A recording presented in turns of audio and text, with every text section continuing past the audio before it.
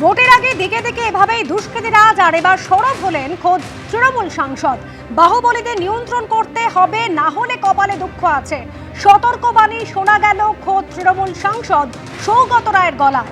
আমি বাহুবলীদের ওপর ভরসা করি না, তারা ভোটে কাজে লাগে না। আমি বাহুবলীদের গাড়িতে তুলি না। আর কি বলেছেন সৌগত রায় তৃণমূল সাংসদ, শোনাবো। এটাকে যে কোনো মূল্যে বন্ধ করতে হবে। পুলিশ তো চেষ্টা করছে, মুখ্যমন্ত্রী কড়া ব্যবস্থা নিচ্ছেন, তাও বন্ধ হচ্ছে না। যে কোনো লোক সমাজবিরোধীদের সাথে তার যোগাযোগ আছে, তাতে কড়া ব্যবস্থা নিতে হবে। আমি তো দেখেছি এই বাহুবলীরা নির্বাচনে কোনো কাজে লাগে না।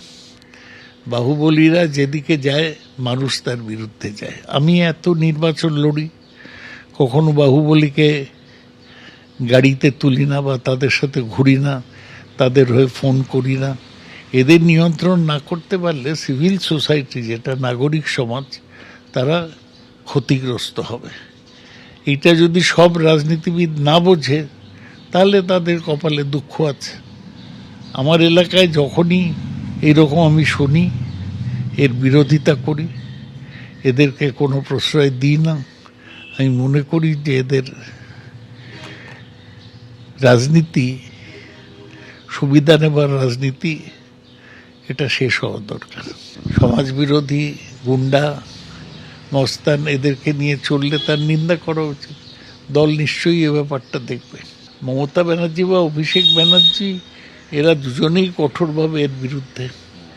মমতা বন্দ্যোপাধ্যায় তো কঠোর পদক্ষেপও নেন, পুলিশকেও করা হতে বলেন, কিন্তু তলা স্তরে অনেকে একটা অ্যাডজাস্টমেন্ট করে চলে সমাজ বিরোধীদের সাথে। সেইটাকে আরও কড়া ব্যবস্থা নিয়ে বন্ধ করতে হবে। সৌগত রায় তৃণমূল সাংসদ, তিনি বলছেন যে বাহুবলীদের নিয়ন্ত্রণ করতে হবে, না করলে কপালে দুঃখ রয়েছে।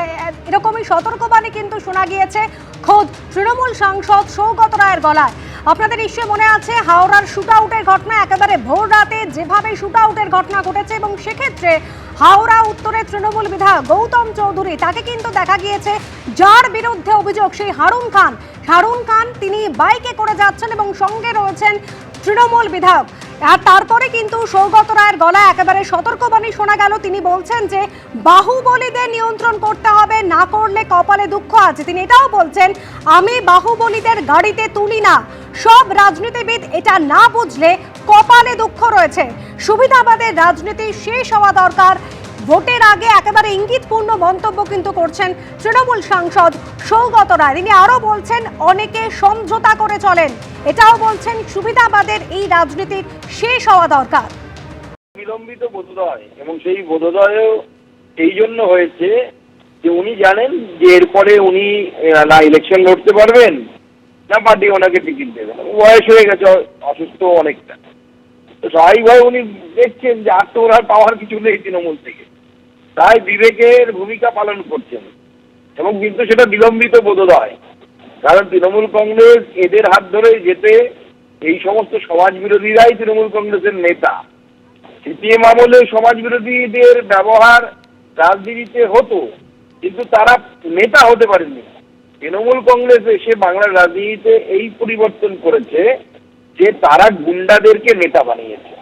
সৌগত রায় যদি জয়ন্ত সিং না থাকতো দমদমে, তাহলে সৌগত রায়ের তৃতীয়বারের জন্য এমপি হওয়া হতো না।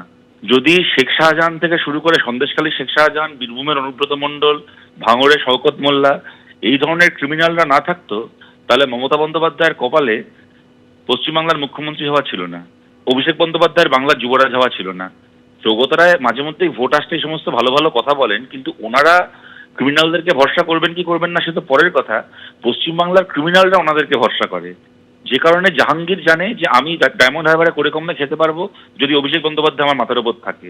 শওকত মোল্লারা জানে যে আমি ভাঙড়ে করে কমে খেতে পারবো যদি মমতা ব্যানার্জির হাত মাথার উপর থাকে। তৃণমূল কংগ্রেস দলটা হচ্ছে মাথা থেকে পা পর্যন্ত ক্রিমিনালদের উপর নির্ভরশীল একটা দল। যেদিন ওদের হাতে পুলিশ থাকবে না, পুলিশের ভয় যে ক্রিমিনালরা ওদের পায়ে এখন সারেন্ডার করে রয়েছে, ক্রিমিনালগুলোও থাকবে না, সেই দিন কারো ক্ষমতা নেই তৃণমূল কংগ্রেসকে পশ্চিমবাংলায় আর টিকিয়ে রাখে। এবিপি আনন্দ, এগিয়ে থাকে, এগিয়ে রাখে।